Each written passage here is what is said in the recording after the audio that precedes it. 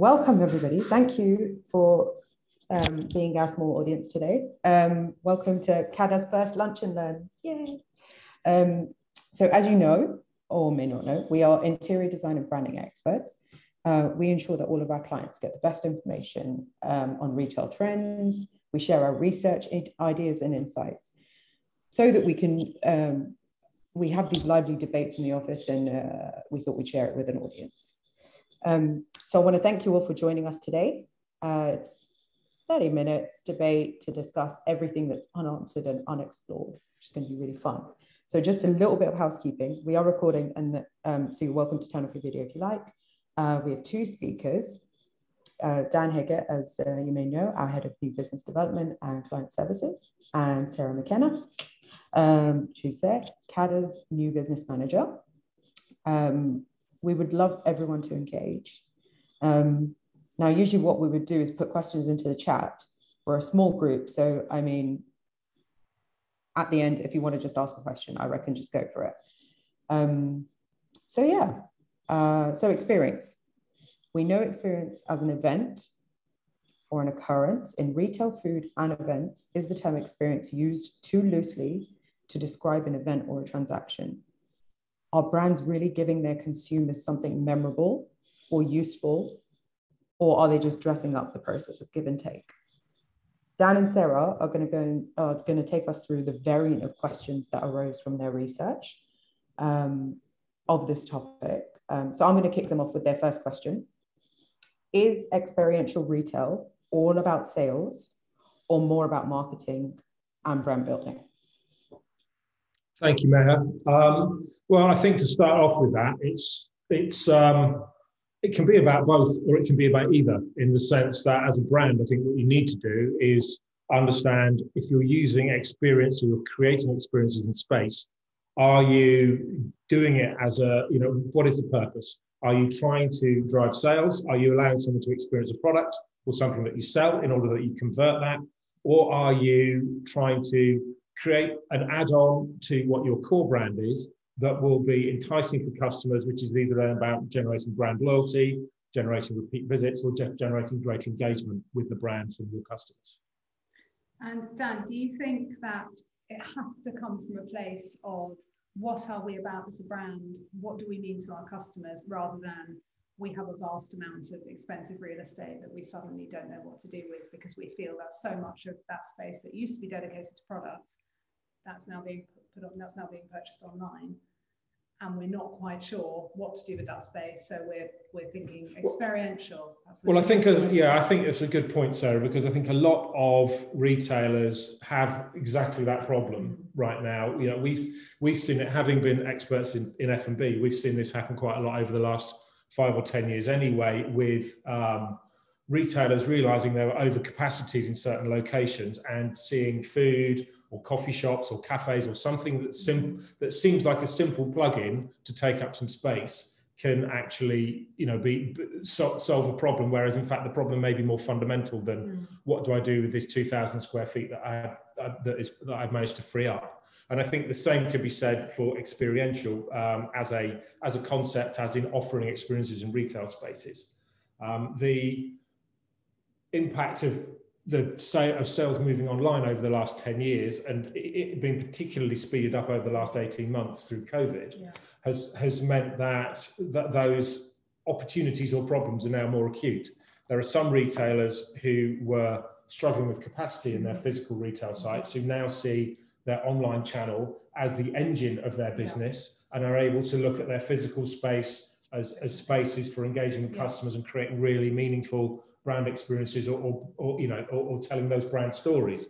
There are other retailers who are geared differently, for whom it creates a great problem, because actually the margin, if they're working on a tight margin, is very difficult to make money from online sales. So the more of your customers that migrate there, and the more space you've got that you're still paying for that's not generating money, is causing a headache. So I think it can be disruptive. It can be positively or negatively disrupting. It can either be liberating, or this can be a horrible problem that retailers are having to deal with right now.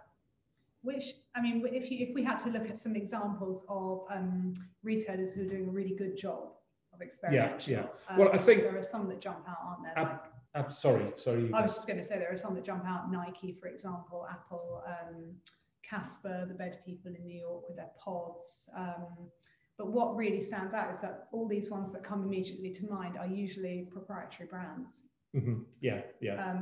Would you say it's easier for proprietary brands to really deliver on experiential in a convincing way? Well, I think certainly it's potentially an easier sell, because if you're and Apple and Nike are case study brands of the last 20 years for many reasons. And if you are a single brand with a single brand experience or a very clear purpose, and you are, as a retailer, you are selling those products, then yes, you likely have a deeper understanding of your customers, or almost more focused way of thinking about your customers, that then helps you to identify experiences that are going to be relevant or helpful for them. It is harder if you are a generalist retailer, or you are a retailer who is reselling other clients' products. It's clear to see how well Apple does and how well Nike does with experience, and understanding where they add value in a way that makes sense to their customers and improves that experience. But then, it's harder to potentially say, JD Sports, Dixon's, Curry's, they're in the same business. They're in the sports business and the technology business, but they're not really, well, it doesn't mean they're not able to do it. It's maybe more challenging when you're not selling a brand lifestyle. You are a retailer selling products. But on the other side of that, we were talking last week about Selfridges, and how Selfridges has long been held up as a real beacon of experience. And that's because while they are resellers and effectively, sublet a great deal of their estate to third-party tenant brands who come in and occupy that space, they've got a sufficiently clear brand position and a sufficiently strong understanding of how their brand behaves and what it can mean to customers to be able to be the owner of those experiences. And those experiences are often not specifically branded. So Selfridges experiences are not Selfridges doing an experience in partnership with Dior or another brand. It is Selfridges owning that experience. We were talking recently about weddings and fitness classes and gardening, all of these other things, spin classes that Selfridges are exploring and playing with. And none of those are in conjunction specifically with another brand. They are Selfridges owning that experience and taking that to market. So do you think Selfridges is such a good example because they've been doing it for such a long time, and they've been doing it in a way that, it isn't about responding to trends, it's simply what they want to, who they want to be as a retailer. They're obviously, very well positioned in the luxury sector. They have a more mainstream audience and customer base than say perhaps Harrods or Harvey Nichols, but they are still a very high-end premium retailer. So what do you think about if you're going more mainstream, everyday brands, non-proprietary, moving into experiential? Is that where the real challenge lies, would you say, in terms of coming up with the compelling experiences, the compelling ideas that are going to work for your customers? I think it can be. Luxury has always had the space literally and kind of, from a marketing or brand point of view. Luxury brands have the space around them to behave in a slightly more engaging way. They also have the space, as in there's much less density of stock. And so they've always been able to think more about how do they create something that sets that brand journey apart from a mainstream brand journey. In fact, in hindsight, one of the big errors that luxury brands made about 15 or 20 years ago was thinking that they didn't need to be online because their customers would always want to come to the store, because the level of the service, the trying things on, the feel of the space, and the space as well, but also the literal feel of the product. Absolutely. You can't touch it online. And then we look at, I think what you're going to say is Net-a-Porter, aren't you? Well, you are, absolutely. Net-a-Porter, showed that could be hugely successful, and also showed that experience can be not just about what you do in store, but about the touch points for the brand. Absolutely. I can remember the first time I saw a Net-a-Porter van in London, and somebody in a suit got out of the van to knock on someone's door to deliver a bag that was gift wrapped of, a same-day order of something, and realised that was how you can create a luxurious experience with a digital first brand and it to still have those physical connections with customers. I remember seeing a colleague having a bag delivered and it had an impact on the entire room. The entire room went quiet as this enormous black bag was delivered to her desk by the studio manager. Yeah. And everyone was looking, thinking, what's that? It's different. It's not an Amazon box. But I think, to go back to your original question about kind of more mid-market retailers and how they can, well, maybe it's more challenging, maybe there's less space, maybe the pressures are higher there. I think another interesting example is Ikea, which is very much in the value end of the market, although although also a kind of egalitarian brand in a lot of ways that lots of people use at different stages in their lives for different reasons. And they are... Well, I think William and Kate said that they did their children's bedrooms up with Ikea furniture. Okay, well, there you are. Perfect example. Perfect example. And you know, on paper, you look at them and think, well, they are a brand that is out of town, big box, physical retail, and everything is changing. All of those big, awkward, heavy things are much more easy to have delivered than to have to hire a van or do all those other things. And also, you know, there's been lots of disruptors around the furniture market. Even if we just look in the UK at brands like Loaf and Sofa and Made, you know, they've all come in and they're trying to find only a part of what Ikea does. But Ikea are recognising that their increasingly urban customers have different services and different needs. We probably all know that they've just purchased the Topshop building on Oxford Circus, but also, as well as that, they're looking at another 40 cities or another 40 sites in global cities around the world to test new urban formats. So over the next decade, they want to launch 40 different sites to test and find out how urban customers want to interact with them. Some of them are going to be under 3,000 square feet. Some of them will probably be 150,000. They're experimenting, and I think that's what's really important for brands. What they need to do. Being willing to test and learn. And see what the results are, because quickly feedback in. Yeah, none of us can predict the future, but we all know that change is happening in an ever more rapid way.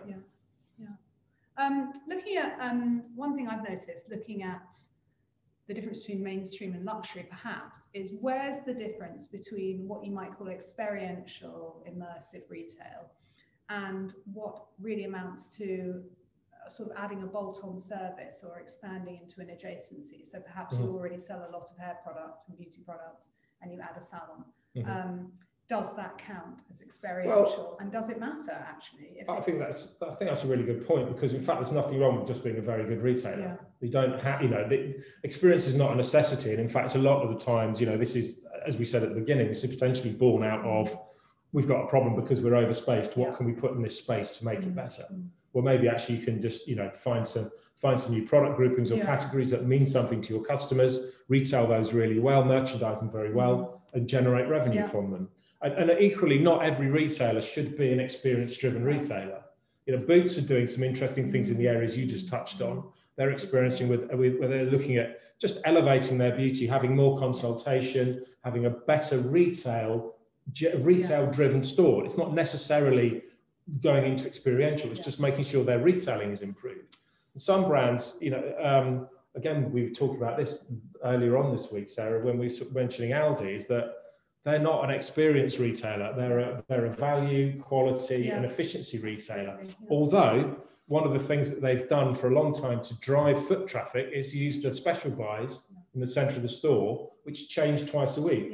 You could argue that that is experiential because you never know what you're going to get. But for them, it's just, it's good retailing because it encourages repeat visits. And actually a lot of that product is at a better margin than groceries. So everything they sell from there makes them a bit more money than the basics do. So it's... and the likelihood is as well, you know, I think you used the example of a chainsaw. Yes, you can get a chainsaw. There are these stories where people can't resist what's in the Aldi special buy, and the fact that they only know it's going to be there for a few days, they might not have come in looking for it. So maybe that is experience. Maybe that is creating an experience, but doing it in a way that drives sales. It's not. So it's sort of functional, useful. It's reinforcing brand messages because it's very much about value, because it's always at the affordable end. Of you know, whatever they're selling there is going to be cheaper than if you buy it somewhere else. So it's reinforcing one of their core pillars, but actually, it's unpredictable. So it's generating conversation around it. Another good example of that, I don't know if we have time, Meha's going to tell us to be quiet, but is Anya Hindmarch, who with her I'm Not a Plastic Bag many years ago, that not only generates conversation, it becomes clear to her customers that sustainability, ethics, being green is important to them. It also allows people who can't afford an Anya Hindmarch bag to buy into the brand. And it's now allowed them in the village, the Anya Hindmarch village in Pont Street, to make an absolute feature of sustainability, put it at the centre of their brand.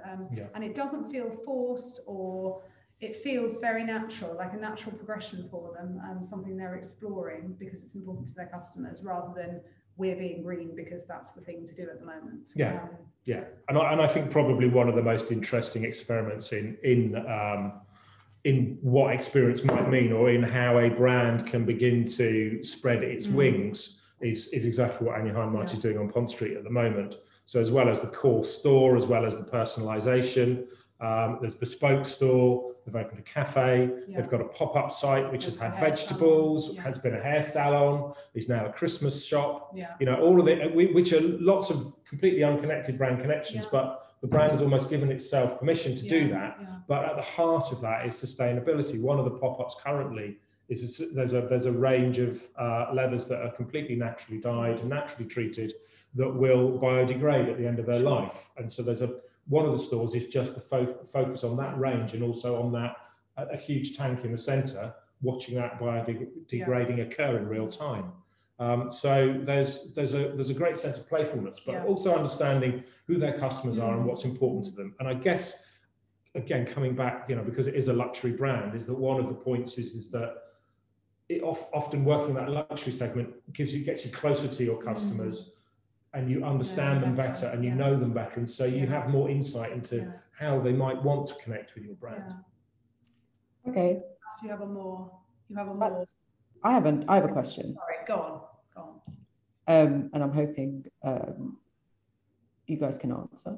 Can you measure the effectiveness of experiential retail? Yes, it's how you measure it. So what is your metric?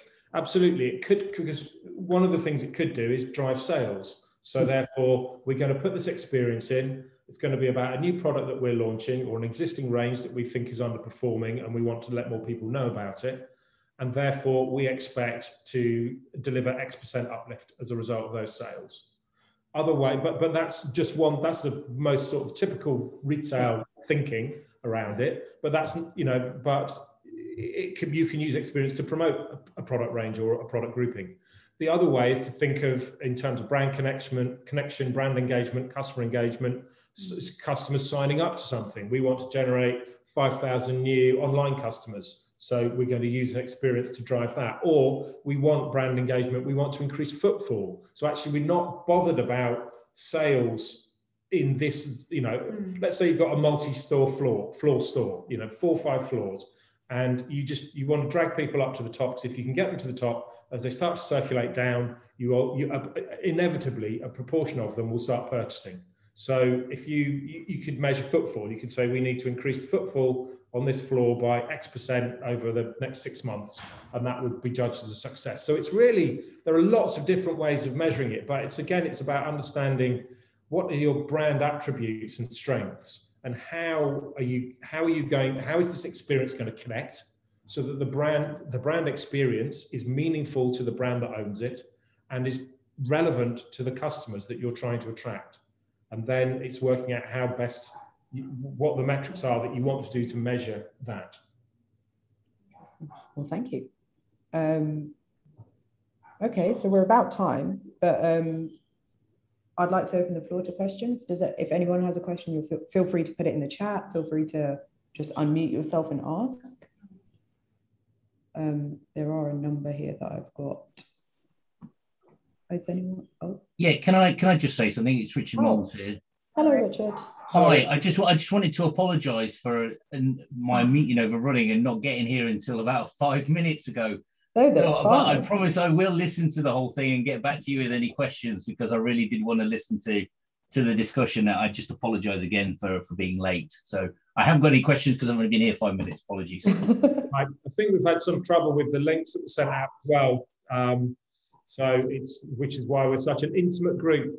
this lunchtime. Oh, that's not my excuse. I can No. assure you. I'm just saying, there's a bunch of people that we're expecting to come who haven't, but we know that there's been something troubling with the technology at Zoom. I do look forward to listening to the recording. So, and I'll get back to you. I'll ensure that gets sent out. Thank you very much. You're most welcome. Hi guys, it's Sarah Fox here. How are you? Are you all well? Hi, Sarah. Nice to see you again. Really interesting what you've been saying, but I just wondered, as a challenge, how do people like Nike and Apple stay ahead of the game? Because you've quoted two there that do very well in the retail world and have been leading edge for quite a long time, but people can copy them. I mean, Samsung, trying to pick up with Apple, etc. Excuse me. How do you stay ahead? What do they need to do to stay ahead of the game? I think it's constant innovation, and that comes from product innovation. They are at the heart. They are product businesses. Both Nike and Apple started off with a single device, a running shoe for Nike in about 1970, and the first Apple computer in the late 70s, early 80s. And they've always had a singular focus on innovation and taking very seriously about what they do and what the benefits of their products are to their customers. And they've never lost sight of that. They do a lot more around the edges now, of course, but that is still the core of what they do. And Nike would still today say that they're not a fashion brand. They collaborate with fashion designers, they do things there, but they are primarily at the heart of what they do. They are a practical brand that improves your ability and enjoyment of whatever sport or leisure activities you want to take part in, because their products help you to achieve that. And Apple's position is something very similar in that technology is supposed to enhance your life and make your life easier. So whether you want to connect with running, whether you're going for a walk and using your phone to identify plants, or one of the many things, there are so many different things you can now do with Apple products, but that are all about improving your life or improving your enjoyment. And at the heart of both of those brands are their product ranges and their constant innovation. And they also conduct a huge amount of research, so they do really understand their customers. So it's not impossible to compete with them or to overtake them. The 21st century is quite likely to be the time when we do see those brands. Sorry, the next part of the 21st century is quite likely to be at a time when we see some of these brands that have seemed unassailable for the last 2 decades becoming vulnerable to much more innovative, fast-thinking brands that are either hugely well-funded VC startups, or maybe coming from Asia, where the innovation is not as visible to Western eyes right now. But there's some very exciting things happening there. Oh, thanks very much. Do you have any pointers as to who we might be looking at in 2022 then? I don't. I mean, from a sportswear point of view, I do not know of any brands. But I mean, in terms of technology, rather than the kind of hardware providers, I think what we're seeing in China with companies like Tencent is the potential challenges to kind of Google and Facebook and Amazon in terms of their reach and their diversity and their breadth. So while it's a slightly different sector, that's where we're seeing a lot of the technology innovation. But also Huawei as well, who are as big as Samsung in terms of market capitalization, and also in terms of the breadth of the type of technologies they offer, not just customer-facing technologies, but also underpinning technologies much like Amazon server farms and so on, and a lot of the big infrastructure products for computing and telecommunications. So I haven't got any brilliant brands that are going to burst on a real difference, but I think we're going to be surprised by where it comes from. I think that's really what I'm saying, is that there'll be some surprises that we'll see in the next 2 or 3 years. Thanks very much, Dan. Thank you.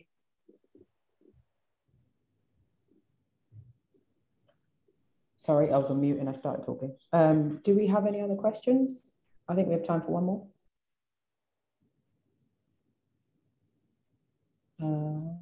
Okay. I want to thank everyone for joining. If you do have questions later, obviously feel free to email them in to us. I will send out a recording for those that missed the beginning. Richard, don't you worry, it's on its way to you. And this was the first of hopefully many next year. So any feedback that you have, any comments that you have, feel free to share them with us. We're always looking to improve, which is always great.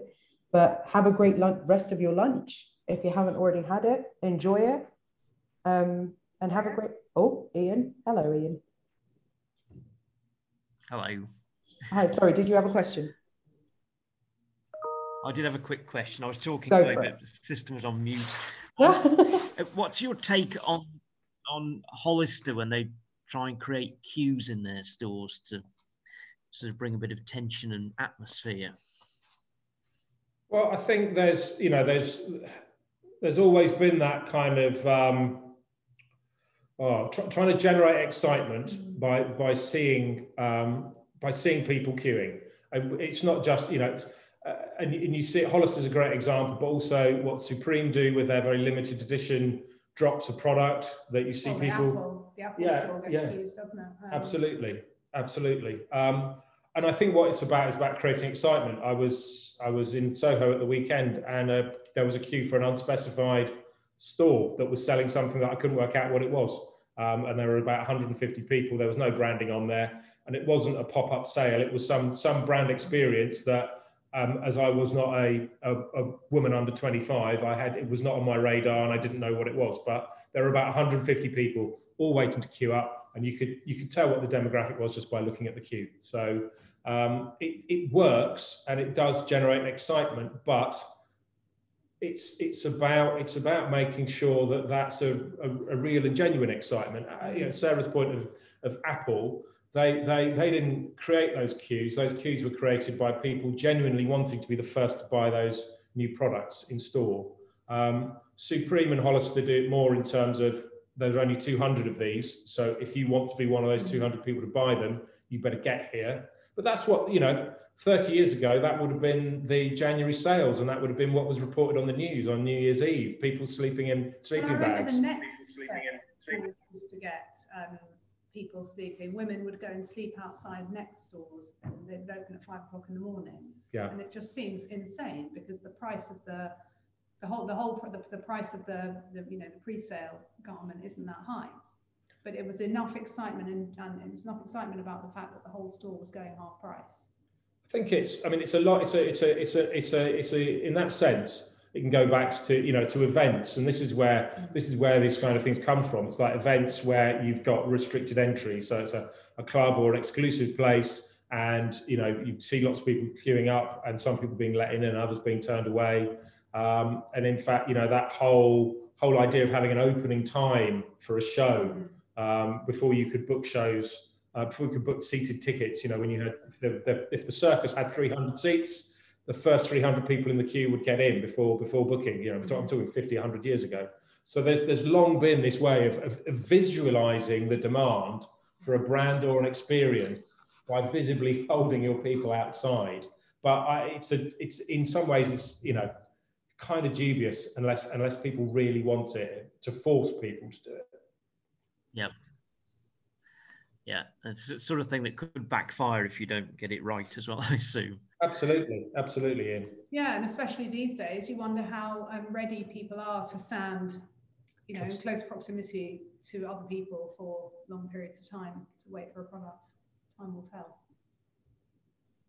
Is it right in saying that the longevity about of Harrods that kind of... It did always appear on the news. Sorry. I'm so sorry, Ian. Please go ahead. I'd forgotten about the Harrods sale because it did always appear on the news, didn't it? Yeah. Every year. So there's, it's an interesting. Yeah, I'm not sure about it. I mean, and again, that was because in Harrods or in John Lewis or in any of those big department stores, that sale that started on what was then New Year's Day had some really serious reductions that you wouldn't find at any other time of year. And so there was a desire, because I want my 3-piece suite or my telly for a third of the price. So there's a genuine reason for that.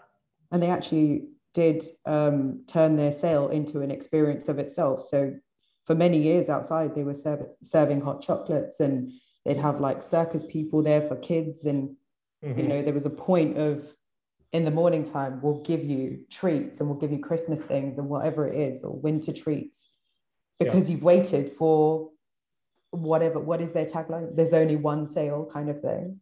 You know, that's the only sale they have. So it's obviously now they have more, but at that time they had turned that thing into an event, and it worked. True. It attracted a lot of celebrity openers as well. But hey, but then okay, so again, thank you everybody for joining. Thank you. Thanks everyone. Thank you. Enjoy the rest of your lunch. Yes, I will be sending this out, and again, any feedback, any comments, feel free to email them in, message them, text us, whatever it is.